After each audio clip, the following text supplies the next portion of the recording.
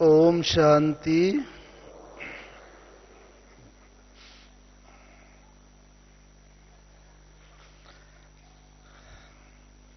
अभी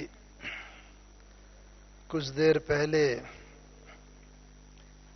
आप सब बहुत अच्छी अच्छी बातें स्वस्थिति से संबंधित सुन रहे थे।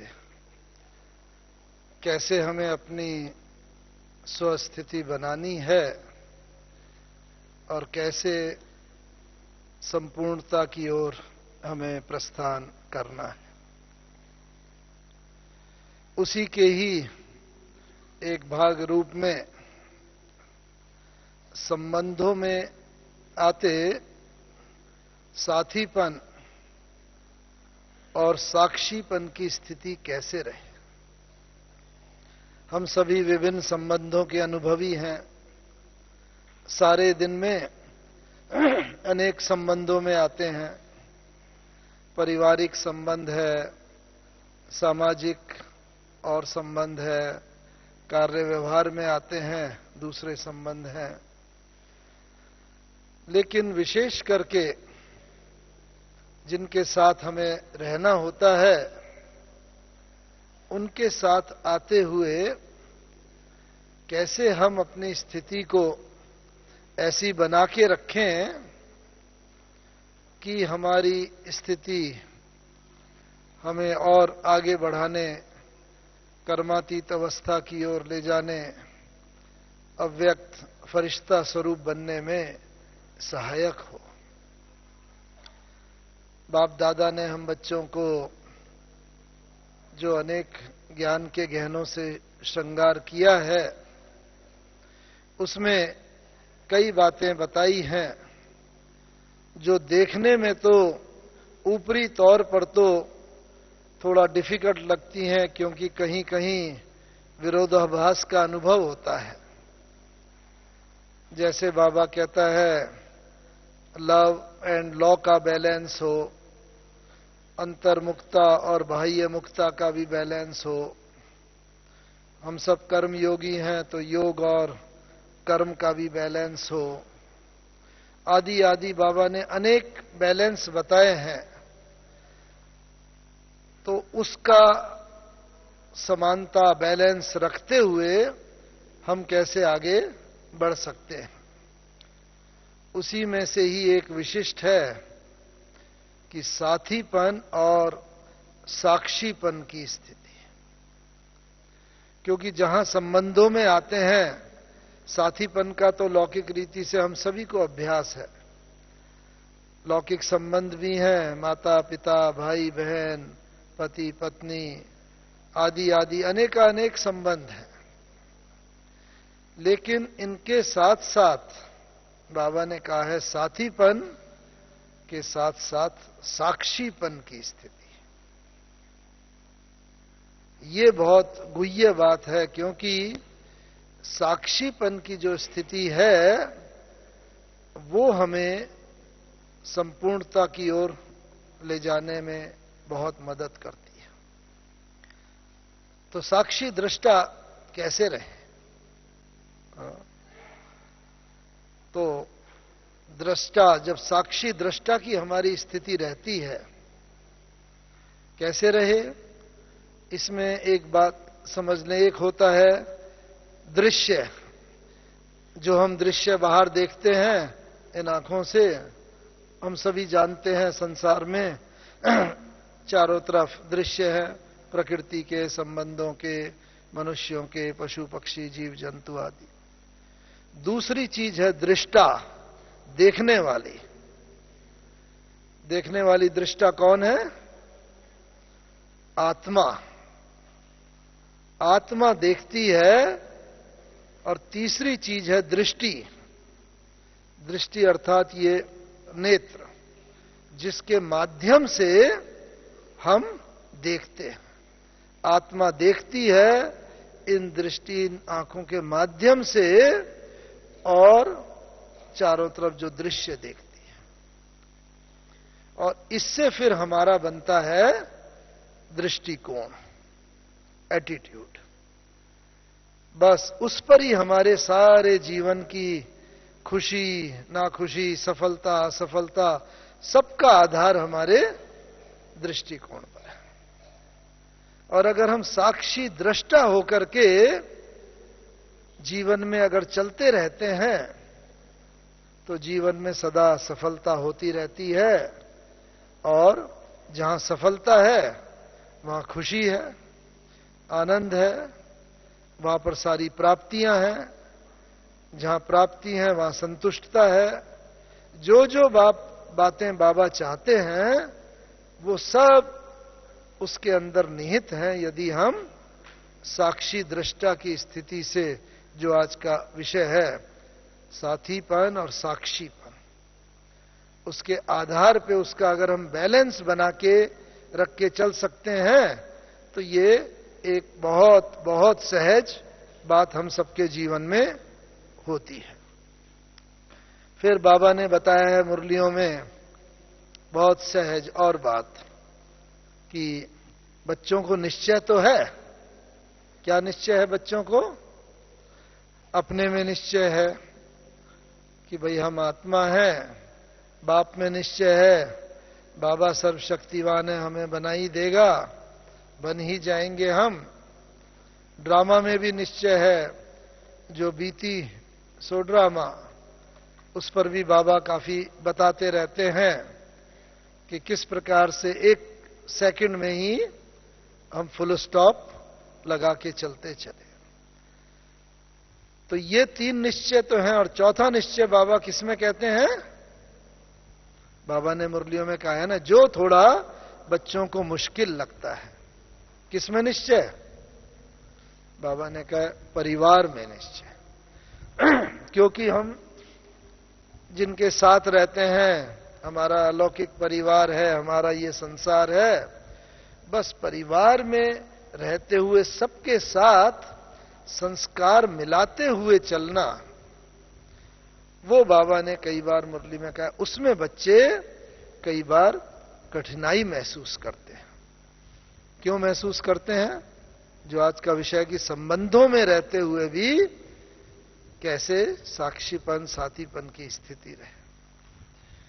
क्योंकि हर एक आत्मा, बाबा ने कहा है, बाबा राजाई भी की भी ये स्थापना कर रहा है, धर्म की स्थापना हो रही है, तो राजाई में जिसको जैसा पद पाना है उसके अनुसार ही उसका यहां पुरुषार्थ चलता है। तो इसलिए कोई पुराने हैं, कोई नए हैं, सबका एक जैसा पुरुषार्थ नहीं है।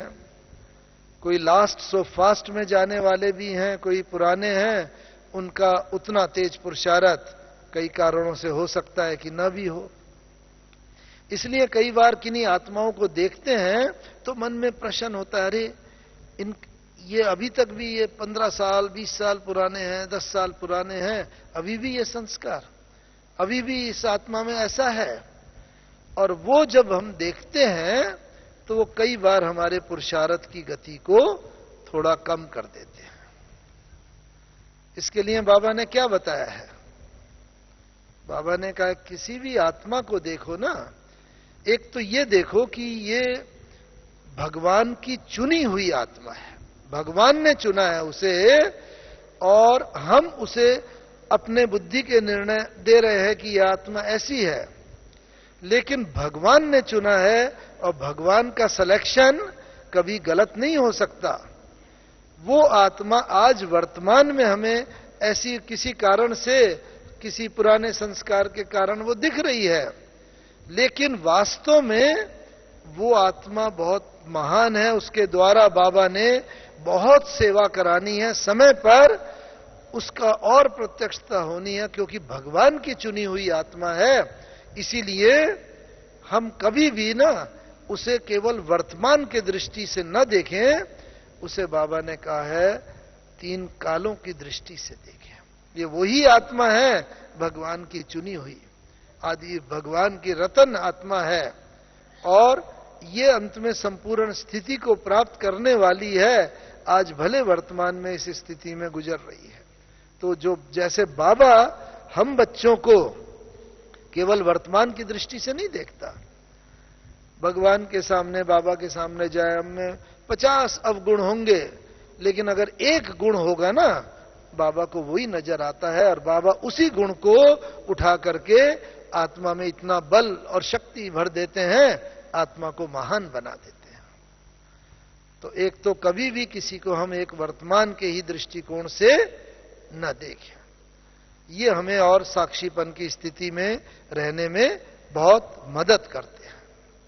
साथ ही साथ बाबा कहता है कि हमें संसार में तो रहना है, प्रवृत्ति में रहना है, हम संसार में रहें, लेकिन संसार हमारे अंदर ना रहे। बहुत संसार रहता है, ये हो रहा है, वो हो रहा है, सारी दुनिया की बातें इधर उधर जो देखते हैं, सब बातें, सारा संसार हमारे अंदर रहता है। बाबा अब ये चाहता है हम बच्चों को, हम रहें संसार में, प्रवृत्ति में रहें, घर गृहस्थी नौकरी धंधा करें, लेकिन पूरा संसार हमारे अंदर ना रहे। बस हमारा अब दैवी जो संस्कार हमें बनाने हैं, उसी की ही बस लात और तात लगी रहे। और बाबा क्या चाहता है हम बच्चों से? बाबा चाहता है टोटल हमारा पूरा का पूरा विकास हो। तो उसके लिए कहते हैं कि चरित्र का विकास संगठन में होता है और बुद्धि का विकास एकांत में होता है। हमें सारा करना है, बुद्धि का भी विकास करना है, चरित्र का भी विकास करना है, महान बनना है। तो इसीलिए बाबा कहता है संगठन में जब तक नहीं रहेंगे तो कैसे विकास होगा? क्योंकि संगठन में जब व्यक्ति रहता है उसका अपने पर बड़ा अटेंशन रहता है, भाई मुझे कोई गलत काम नहीं करना है, ये सब मुझे देख रहे हैं। जैसे स्टेज पर होता है, जब एक्टर एक्ट करता है उसका अटेंशन रहता है। तो संगठन में भी रहना है जिससे हमारे चरित्र का विकास, कोई कमी कमजोरी हमारी और प्रत्यक्ष न हो, तो कर्म में नहीं आएगी, धीरे धीरे वो खत्म हो जाएगी। जब व्यक्ति अकेला होता है, एकांत होता है, तो उसके अंदर भले कमजोरियां आ जाती हैं और कमजोरी के वश कई कर्म हो जाते हैं। इसलिए संगठन में व्यक्ति का चारित्रिक विकास होता है और एकांत में बुद्धि का विकास। इसलिए हमें एकांत में भी रखना है बुद्धि को और अपने को संगठन में भी रखना है। एकांत के लिए बाबा ने कहा है ना, अमृत वेले से लेकर जैसे सुबह का समय है उस समय वाचा में ना आए, बुद्धि को बस एकांत दे, मैं और मेरा बाबा। विचार सागर मंथन, अव्यक्त स्थिति, बिंदु रूप स्थिति, ये सब हमारा चारित्रिक विकास के साथ साथ ये बुद्धि का एकांत जो है ये बहुत आवश्यक है। और जितना एकांत होगा विचार सागर मंथन भी चलेगा, और जितना जितना विचार सागर मंथन चलता रहेगा उतना उतना खुशी आएगी। क्योंकि ये मंथन से जैसे मक्खन निकलता है दूध का मंथन करके, ऐसे ही ये ज्ञान की ऐसी ऐसी पॉइंट निकलेंगी जो अंदर ही अंदर खुशी आएगी, वाह। और जो अपनी चीज होती है, अपनी प्रॉपर्टी होती है, उसको देख करके खुशी होती है। दूसरे पे चाहे जितनी प्रॉपर्टी हो, करोड़ों की हो, उसे देखकर खुशी नहीं होगी उतनी। अपने पास जो भी संपत्ति होगी, जो चीज होगी, थोड़ी भी होगी, उसे देखकर व्यक्ति को प्रसन्नता होती है, खुशी होती है। तो इसीलिए एक ये भी हम बैलेंस रख के जरूर चलते रहें। और साथ में क्या करना है, जितना जितना हम और आगे बढ़ते जाते हैं ना, क्योंकि हमारा सारा का सारा पुरुषार्थ उस एक घड़ी के लिए हो रहा है। किस घड़ी के लिए है? जब हमारे प्राण तन से निकलेंगे। क्योंकि कहा गया है अंत मते सो गति। उस अंत समय के लिए हम सभी पुरुषार्थ कर रहे हैं, चाहे कोई 1 साल का है, चाहे कोई 75 साल पुरुषार्थ करते हो गए जो यज्ञ में है, लेकिन सभी का पुरुषार्थ उस अंतिम घड़ी में हमें और कोई याद ना आए। जैसा गायन है, इच्छा मात्रम अविद्या का विस्मृतामय का, बस ऐसे हमारे इच्छा से हम बस, हाँ बाबा अब हम संपूर्ण बन गए, अब हम बस आ रहे हैं आपके पास, जैसा ब्रह्मा बाबा ने भी किया। हमें वो सौभाग्य प्राप्त है जो हमने ब्रह्मा बाबा की वो स्थिति देखी। जब 18 जनवरी 1969 को बाबा ने शरीर छोड़ा, अंतिम कर्मातीत अवस्था को प्राप्त किया, तब हम मधुबन में ही थे। और 2 दिन में 17 और 18 जनवरी को हमने बाबा की वो कर्मातीत अवस्था देखी जो हम सभी का लक्ष्य है। हम सभी का लक्ष्य वही है ना कि हम सब भी कर्मातीत अवस्था को प्राप्त करके सहज ही फरिश्ते बन जाएं, अपनी मंजिल को प्राप्त करने। तो वो बाबा का विशेष करके देखो, इतना बड़ा संगठन, पूरा यज्ञ का बोझा बाबा के ऊपर, बस सब होते हुए भी बाबा का अपने ऊपर इतना अटेंशन था शुरू से कि नहीं, मुझे कर्मातीत बनना है। स्वस्थिति, अपनी स्थिति और सेवा, विश्व सेवा, दोनों का बैलेंस बना के बाबा चलते रहे। हमें याद है जब हम पहले बाबा से मिलते थे 1962 में ज्ञान में आए, 62 से 68 तक कई बार बाबा से मिले होंगे। बाबा बस बहुत सेवा की बातें पूछते थे, काफी वर्णन करते थे, डायरेक्शन देते थे। साथ ही साथ पत्र भी बाबा के ऐसे होते थे कि बस पत्र के अंदर ही सारी की सारी डिटेल आ जाती थी। और बस सुदर्शन चक्रधारी, ब्राह्मण कुलभूषण, नूरे रतन आदि आदि सब टाइटल लिख के फिर बाबा नाम लिखा करते थे। हमें भी वो सौभाग्य है कि बाबा के कई पत्र हमारे पास अभी तक भी मौजूद हैं। तो बाबा, लेकिन ये सारी सेवा करते हुए भी बाबा का अपने ऊपर इतना ध्यान था पूरा। हम देखते थे पहले बाबा काफी समय देते थे, लेकिन धीरे धीरे जैसे बाबा व्यक्त स्थिति की तरफ बढ़ते जा रहे थे, और हमने देखा बाबा सब चीजों से समेटते जा रहे थे। बस बाबा से जब मिलते थे बाद में 1968-69 में देखा, बस एक लाइन भी बोली, बस बाबा को सेवा का कुछ समाचार, बाबा कहते थे हाँ बच्चे, बाबा समझ गया। इतना बुद्धि से सारा यज्ञ सेवा, पूरा कितना बड़ा यज्ञ का एक एक बच्चे की पालना करना, इतने सब शुरू से लेकर रहते रहे। हर एक के संस्कार भी भिन्न भिन्न होते हैं। साकार मुरलियों में कितनी बातें आती हैं, आप सब भी सुनते होंगे। उस समय भी बाबा के सामने भी ये परिस्थितियां आती थी। लेकिन सब करते भी बाबा अपने स्वस्थिति के ऊपर। और बस ऐसा धीरे धीरे समय आता जा रहा था कि बाबा सब कुछ समेट करके जब बाबा से मिलने जाते थे, हमने देखा बस बाबा जैसे पार्टियों से मिलते थे। और बाबा ने इतना अभ्यास पक्का कर लिया था, जो हम सब भी पुरुषार्थी हैं, कि मैं आत्मा हूं। वो डायरी भी रखी, आप सबने सुनी होगी। बाबा ने पहले 1936 में जब ज्ञान में आए ना, बस ये पक्का किया, मैं आत्मा हूं, जसोदा आत्मा है, निर्मला बाबा की लौकिक पत्नी का नाम जसोदा था, निर्मला बच्ची का नाम, नारायण बच्चे का, वो करके। तो उसका फायदा क्या हुआ कि बस जैसे ही हम सब ना बस बाबा से मिलने जाते थे, बाबा का हाथ यूं, आओ बच्चे आओ, मीठे बच्चे, स्वीट चिल्ड्रन, आओ आओ। बस बच्चों को, और चुंबक की तरह, जैसे चुंबक की तरफ सुई खिंच जाती है ना, ऐसी बस खिंचते हुए जैसे हम बाबा की गोद में चले जाते थे। और ऐसा देह से एकदम न्यारे हो जाते थे, बिल्कुल विदेही हो जाते थे, भले थोड़े समय के लिए, लेकिन क्योंकि बाबा ने ऐसा पक्का किया था, मैं आत्मा हूं, और आत्मा को बाबा देखते थे, उससे दूसरे को भी ना तुरंत आत्मा का भान होता था, देह को भूल जाता था।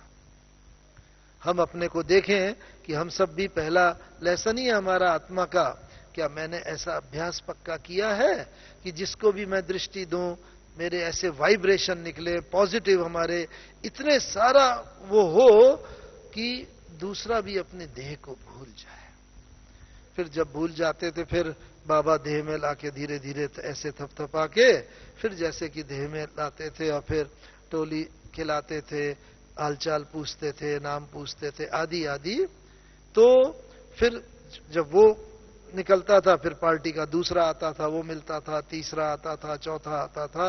इस तरह सब बाबा से मिला करते थे। और बाद में और जब और अंतिम समय की तरफ ना 68-69, तो बाबा का अवस्था भी बढ़ती जा रही थी और बच्चे भी बहुत बढ़ गए थे, तो कई बार बाबा दृष्टि ही, और बस दृष्टि दी तुरंत आत्मा जैसे विदेही हो जाती थी। एक तो बाबा ने ये पक्का किया था, और साथ ही साथ दूसरा ये साक्षीपन, हम चाहते तो हैं हम सब साक्षियों के पार्ट बजाएं, बाबा से सदा साथीपन का अनुभव करें, जो बाबा ने कहा है सदा साथी को साथ रखो, उसकी छत्र छाया में रहो। लेकिन फिर भी क्यों नहीं हो पाता? क्योंकि हम एक तो ये भूल जाते हैं कि हम आत्मा और सब आत्माएं, सबका पार्ट अलग है। और दूसरी बात जो बाबा ने पक्की की थी, जो बाबा व्यक्त मुरली में भी कहता है ना, क्या कहता है? दरबार लगाओ अपनी सूक्ष्म कर्मेंद्रियों की, मन बुद्धि संस्कार की दरबार लगाओ। और बाबा ऐसे दरबार लगाता था, अभी तक भी वो लेटर भी यहां मौजूद है जो बाबा ने अपने मन को एड्रेस करके लिखा था। जब ज्ञान में आए ना, तो बाबा ने क्या, हे मन, बाबा जैसे मन से बात कर रहा है, हे मन, तूने मुझे बहुत भटकाया है, मैं आत्मा राजा हूं, तू मेरा मंत्री है, लेकिन तू इतना बलशाली हो गया कि मुझ आत्मा राजा को तूने नचा दिया, भटकाता रहा। मैं आत्मा राजा कमजोर हो गई, लेकिन तू बलशाली हो गया, मैं तेरे कहने पर पीछे पीछे भटकता रहा, चलता रहा। लेकिन हे मन, अब मैं तुझे कह देता हूं कि अब मैं तेरे कहने पर नहीं चलूंगा। क्यों? क्योंकि मैं आत्मा राजा अपनी स्वस्थिति में स्थित हो गया हूं, अब तुझे मेरे कहने पर चलना पड़ेगा, मैं तेरे कहने पर नहीं चलूंगा। ऐसी बाबा बुद्धि से बात कर रहे हैं कि हे बुद्धि, तू भी मन के कहने पर उसके पीछे पीछे चलती रही, और तुम दोनों ने मुझ आत्मा राजा को कमजोर बना दिया। लेकिन अब मैं तुझे भी कहता हूं कि हे बुद्धि, अब तुझे मेरे कहने पर चलना पड़ेगा, क्योंकि मैं आत्मा राजा अपनी स्वस्थिति में स्थित हो रहा हूं, हो गया हूं। अब तुझे मेरे कहने पर चलना पड़ेगा, मैं तेरे कहने पर नहीं चलूंगा। और यही बात है, बाबा अभी थोड़े दिन पहले भी मुरली चलाई थी ना, जो बाबा ने मन के ऊपर, कैसे मन जीते जगत जीत। तो हमारा सारा पुरुषार्थ जो हो रहा है ना, वो मन को जीतने का ही हो रहा है। अभी तक भी अलग अलग समय हो गया, इतने वर्ष, फिर भी कोई ये नहीं कह सकता कि हमने 100% मन को जीत लिया है। मन मेरे कहने पर, मन कई बार न चाहते हुए भी वो संकल्प कर लेता है जो हमारी कर्मातीत अवस्था की तरफ ले जाने में सहायक नहीं होते हैं। बहुत बात, तो इसीलिए बाबा ने कहा है मन के हारे हार है। मन के, हमारी भारतीय संस्कृति में लिखा है, मन जीते जगत जीत, मन चंगा तो कठौती में गंगा। मन के ऊपर ही गीता में भी कहा है मन मना भाव, कोई तन मना भाव या धन मना भाव या संबंध मना भाव नहीं, मन मना भाव।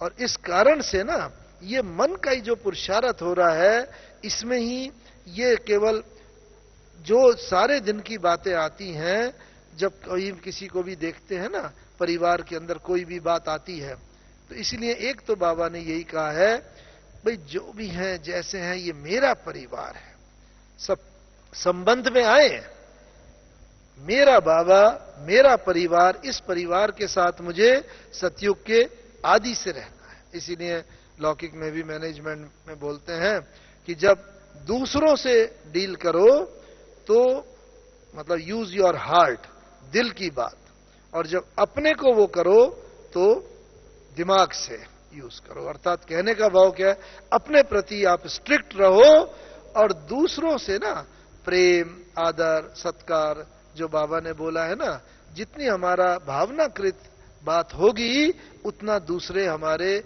और हमारे बाबा के और निकट आएंगे।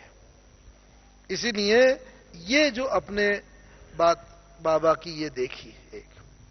दूसरी बात, बाबा का ना जितना जितना मन के ऊपर हमारा वश होता जाता है क्योंकि जितना भी हमारा पुरुषार्थ है, साथीपन हो, साक्षीपन हो, स्वस्थिति हो, योग हो, ज्ञान, धारणाएं, सब कुछ हमारे मन के ऊपर, विचारों के ऊपर निर्भर करती है। विचार अगर हमारे कंट्रोल में आ गए, सब चीज कंट्रोल में आ गई।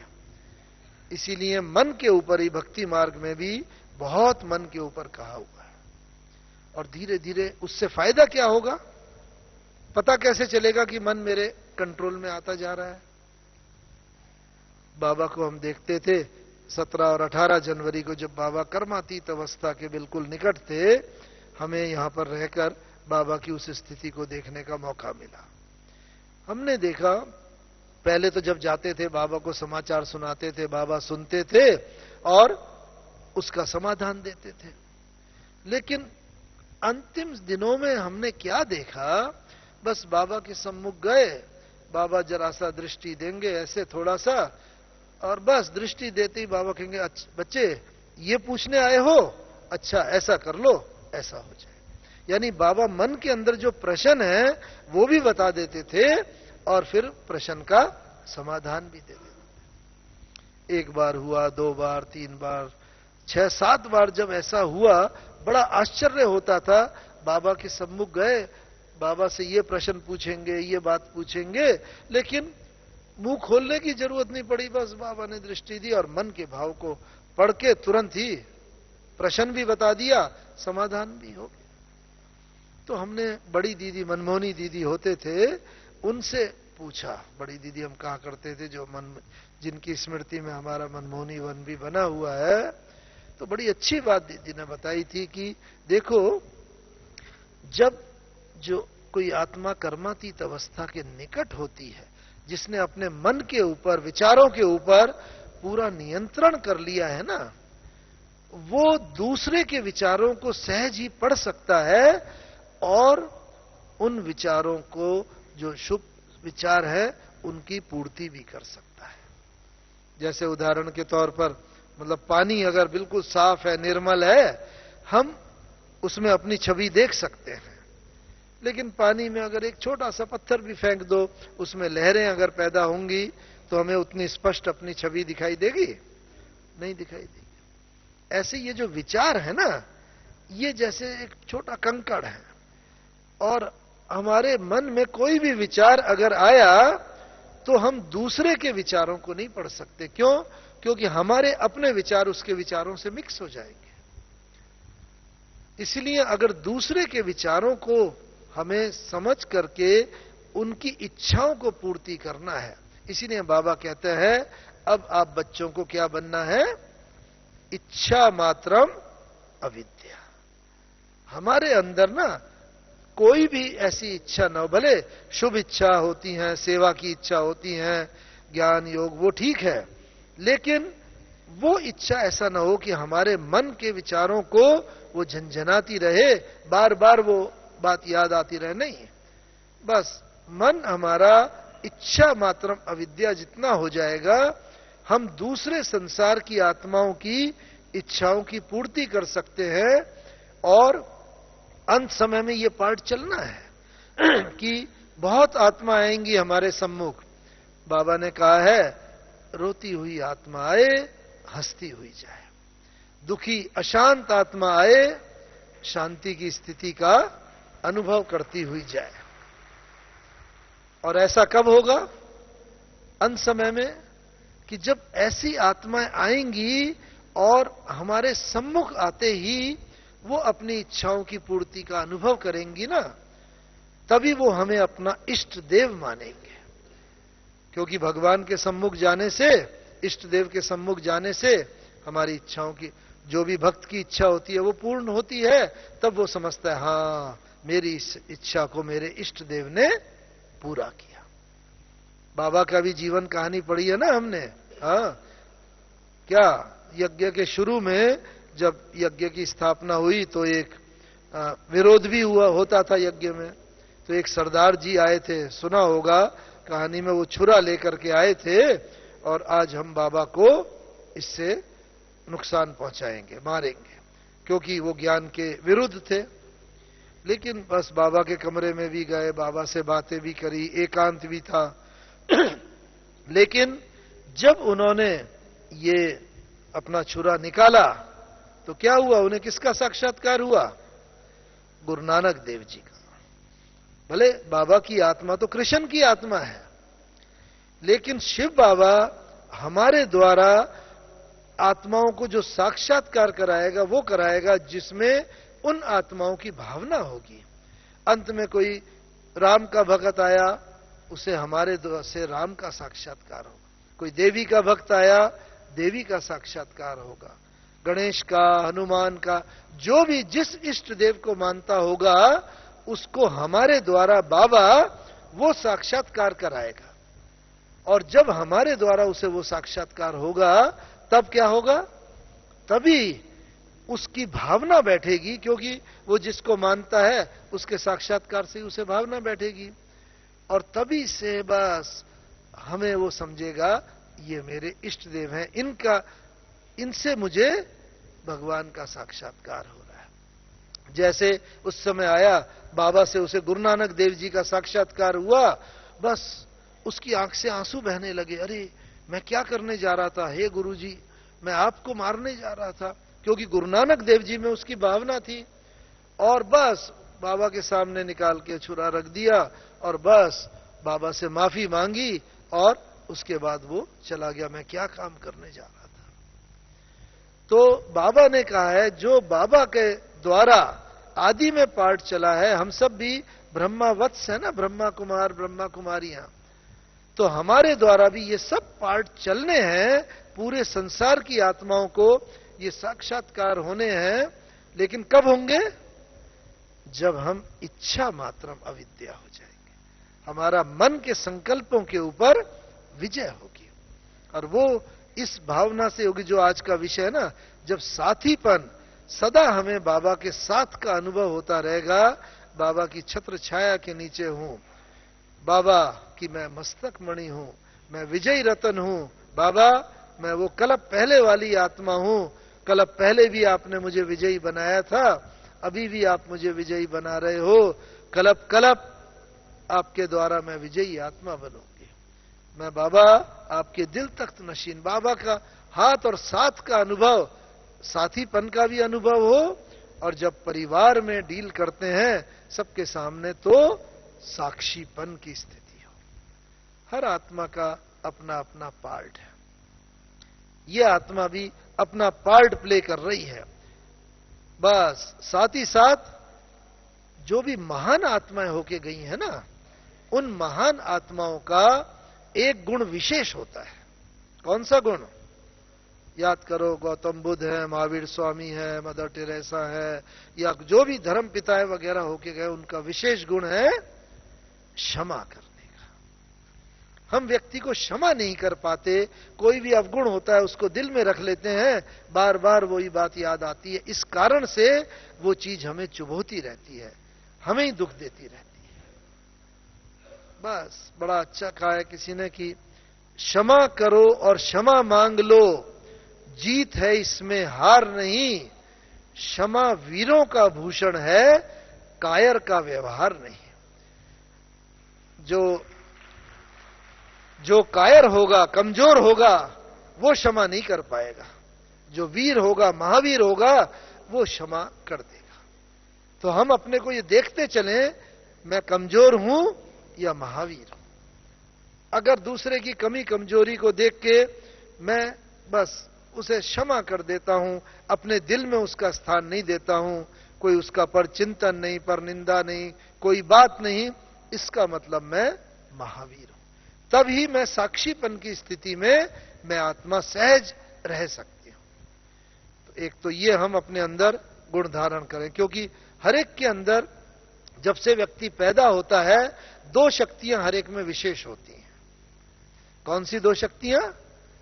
एक याद रखने की शक्ति, एक भूलने की शक्ति। ये हर एक में होती है। लेकिन जीवन की विडंबना क्या है कि जो बात हम याद रखना चाहते हैं वो भूल जाते हैं, और जो बात भूल जानी चाहिए वो हमें बरसों तक याद रहती है।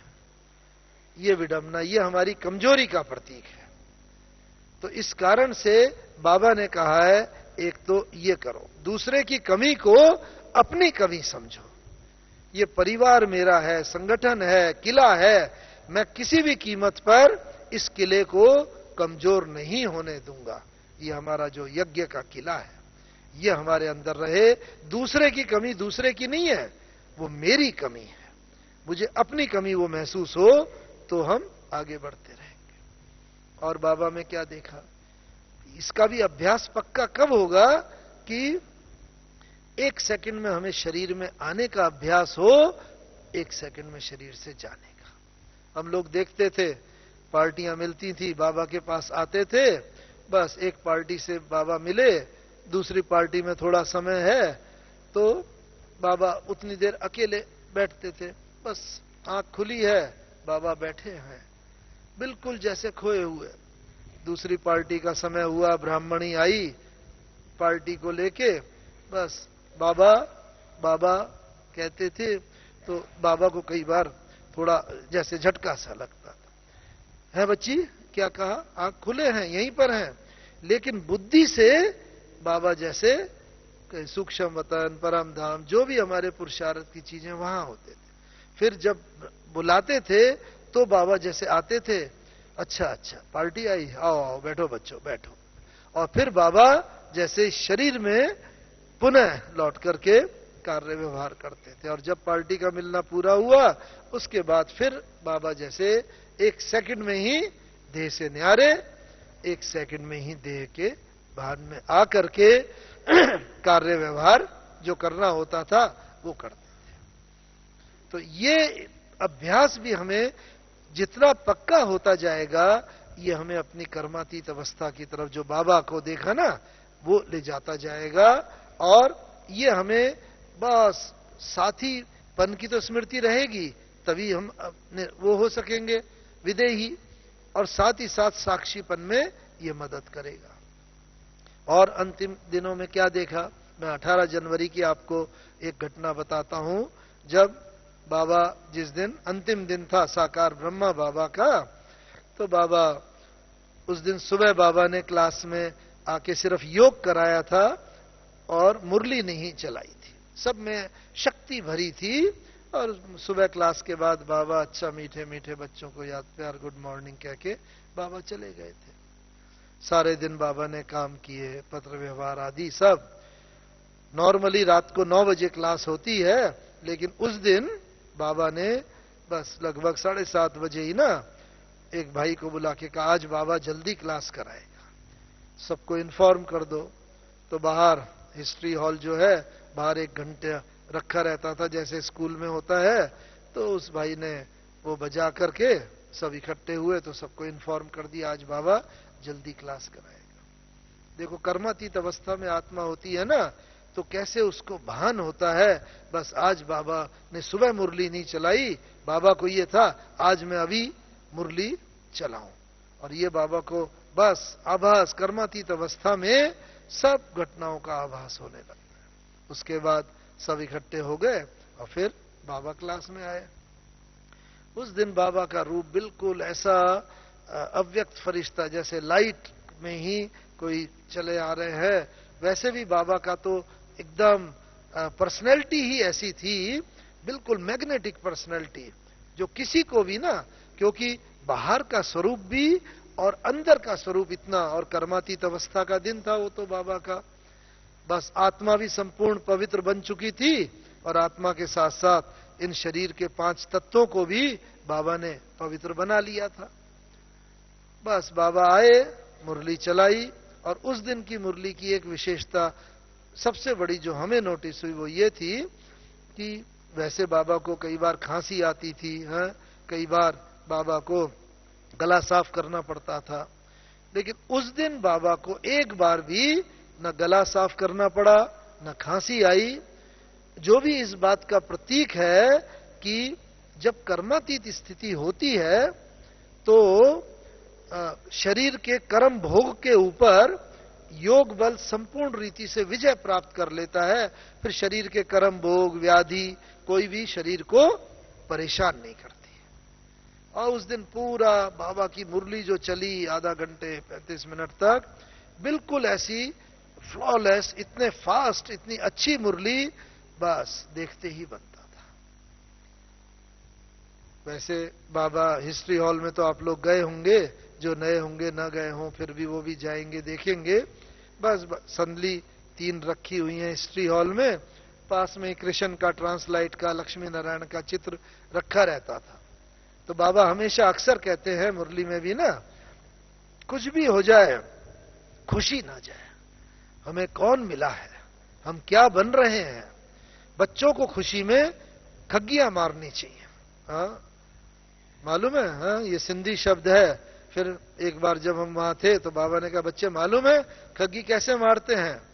तो मैंने कहा नहीं बाबा, हम लोग वहां बैठे। तो बाबा ने करके दिखाया, मैं भी यहां आपको दिखाता हूं। हाँ खुशी इतनी हो ना, अरे हम ये बनने वाले हैं। वो ट्रांसलाइट का चित्र था कृष्ण का, ओ कल हम ये, ओ वाह ऐसे बाबा ना, ओ हम कल ये बनने वाले हैं, लक्ष्मी नारायण कृष्ण ट्रांसलाइट के चित्र।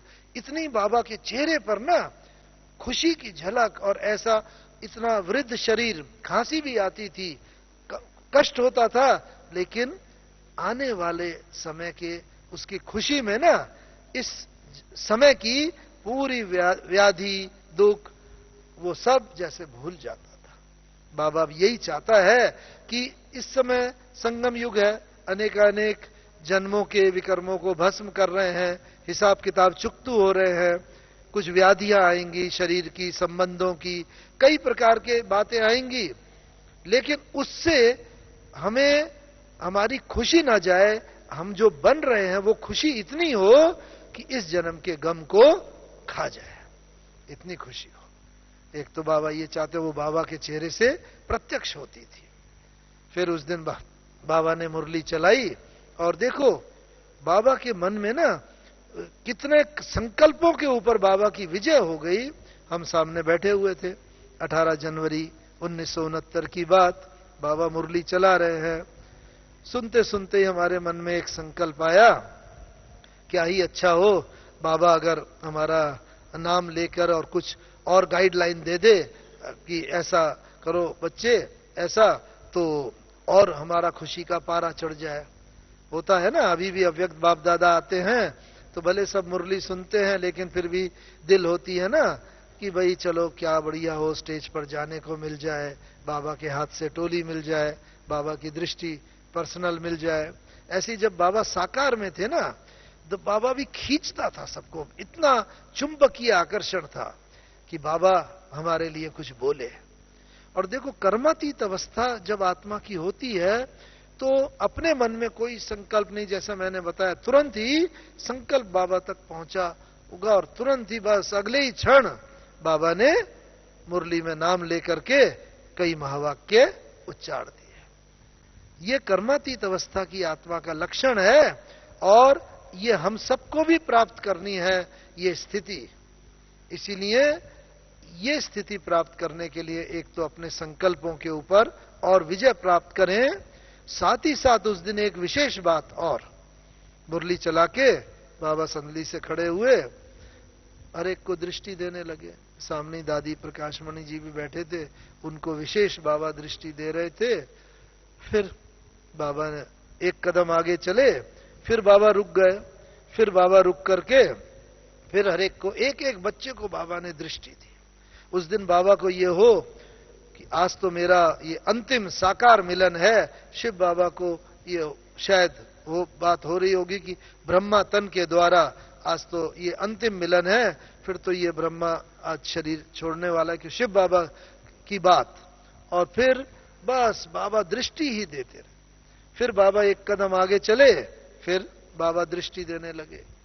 तो ऐसे ही उस हिस्ट्री हॉल में संदली से गेट तक जाते जाते बाबा 4-5 बार रुके, और हर बार बस बाबा ऐसे दृष्टि, बस बच्चों को आज मैं सब प्यार, इतना बाबा के नैनों से प्यार झलक रहा था, स्नेह और शक्ति लुट, जैसे बाबा लुटा रहा है, और बस जो बच्चे को जो आवश्यकता हो वो ले ले। फिर बाबा दरवाजे पर खड़े होके, अच्छा बच्चों को याद प्यार और गुड नाइट और अच्छा बाबा बच्चों से छुट्टी लेता है।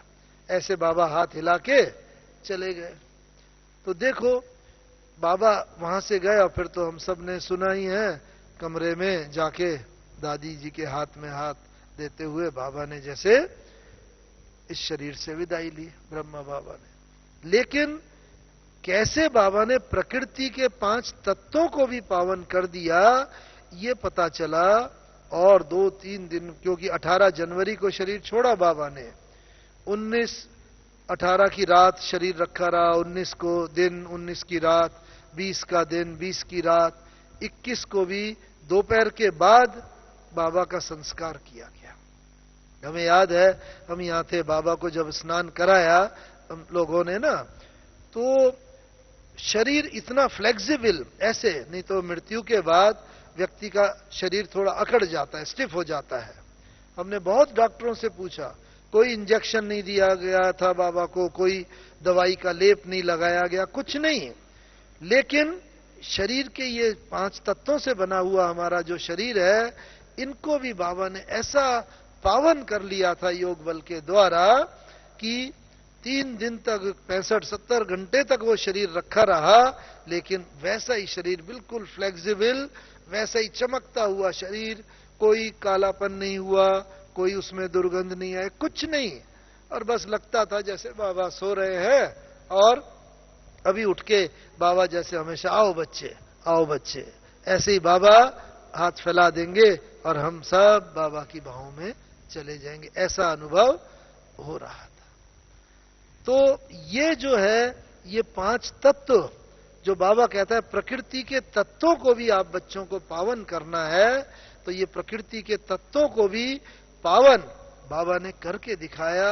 और किस प्रकार से, ये शरीर भी हमारा 5 तत्वों से बना है। और जितना जितना हम प्रकृति के तत्वों को पावन करते जाएंगे, उनके गुणों को धारण करते हुए ना, उतना उतना हम संपूर्णता की तरफ बढ़ते जाएंगे। कैसे प्रकृति के तत्वों को भी पावन करना है, प्रकृति के एक एक तत्व का गुण ले लेना है। मानो पृथ्वी है, पृथ्वी का सबसे बड़ा गुण है कौन सा? पृथ्वी का दाता है पृथ्वी। एक बीज बो दो, पेड़ निकल आएगा, हजारों बीज पैदा हो जाएंगे। हम भी बस दाता बन के ना रहें, हर एक को शुभ भावना, शुभ कामना, प्रेम, आदर, सब जितनी भी हम दिव्य गुणों की सुगंधी देते रहेंगे, उतना उतना हम पृथ्वी के तत्व के गुण को धारण करते चलेंगे। उसका फायदा क्या होगा? पृथ्वी का और गुण है सहनशीलता भी। जितना सहनशीलता का गुण, दातापन का गुण धारण करते चलेंगे, तो ये पृथ्वी जो है हमारी मृत्यु का कारण नहीं बन सकती। जितना भी धरती हिलेगी, भूचाल आएगा, भूकंप आएगा, अर्थक्वेक होंगे, लेकिन पृथ्वी को हमने अपना मित्र बना लिया। पृथ्वी के गुण धारण करके पृथ्वी अंत में हमें संपूर्ण बनने में मदद करेगी। जल है, जल का कौन सा गुण है? जल हर एक जगह एडजस्ट हो जाता है, फ्लेक्सिबल है। अभी ये गिलास में लिया हुआ है, गिलास में आ गया, थाली में लोगे थाली में सेट हो जाएगा, कटोरी में लोगे कटोरी में सेट हो जाएगा।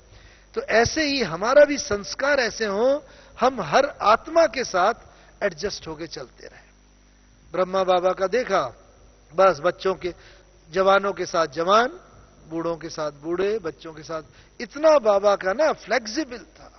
हर एक के साथ हम इतने अपने संस्कारों को मैच करें, हमें यह कहने का मौका ना मिले भाई इनके संस्कार करें, इनके साथ बड़ा मुश्किल है, नहीं, हमारे इतने हो, हम उन गुणों को करते चले। ऐसे ही प्रकृति के जितना जितने हम तत्वों को वो करते चलेंगे, पवन की तरह, वायु की तरह हम सदा हल्के रहें।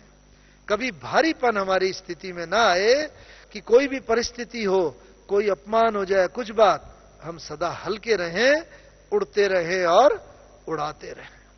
इसी तरह और अग्नि का जो गुण है, बस जैसे आपको बताया, अग्नि का गुण है रूप परिवर्तन करने का। सूर्य का जो गुण है, 5 तत्व है, तो ऐसे ही हमारे अभी योग अग्नि ऐसी जली रहे, जो भी अशांत आत्मा आए, अशांति के गुण को हम शांति में परिवर्तित कर दें, दुखी को सुखी में, लाइक दैट। और अंतिम कौन सा तत्व है? जल, अग्नि, वायु, पृथ्वी, आकाश। आकाश की तरह जितनी विशालता धारण करते चलेंगे, बाबा कहता है विशाल हृदय बनो, फिराक दिल बनो। तो जितना जितना फिराक दिल होते जाएंगे उतना उतना बस किसी से भी हमारा ना कोई भी किसी की कमी कमजोरी को ना करे। बस जितना जितना ये सब धारण करते चलेंगे, ये साथीपन और साक्षीपन की स्टेज अपने आप हमारे अंदर आती जाएगी, संबंधों में सभी मधुरता आती जाएगी और हम सहजी बाबा की तरह अपनी कर्मातीत अवस्था को प्राप्त कर लें। ओम शांति।